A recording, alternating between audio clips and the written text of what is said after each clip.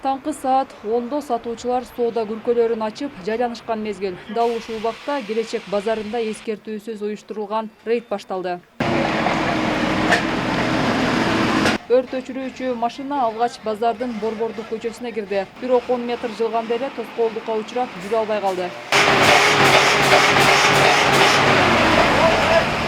Ичкери кире албаган өрт өчүрүү машинасы артка кайтып базардын кийинки катарына барды. Тилекке каршы экинчи катардын кире беришиндеги тосмо өрт өчүрүүчү машинаны 1 метрда киргизген жок.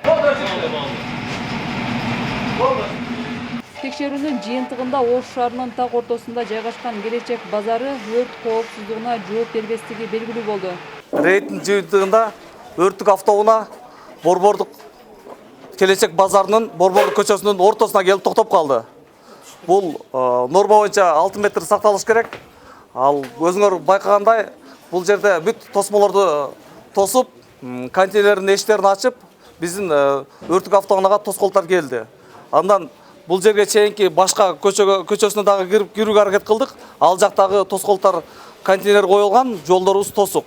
Эгерде өрт кысыгы бул Келечек базарынын баш жагында катталса, биздин өрттүк автоунаа өрт өчүрүүгө толук кандуу жетпейт, ал жака өчүрүүгө тоскоолдор, кыйынчылыктар туулат.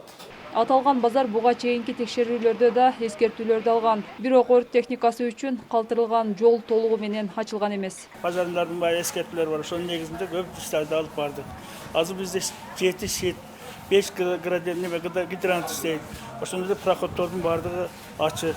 Эми мына аркы Келечек жалпы базарда айтылып экен, аркы толук тарап мына неме маселе проспект жактагы немелер бизге карабайт. Ошолордун немеси чыгып алып, кыйла өтпөй тоскоолдук кылып калды.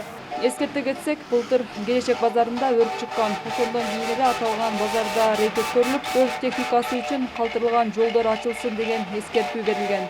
Айжамал Түгөлбай кызы, Азамат Кубатбек уулу, ТМЖ жаңылыктары.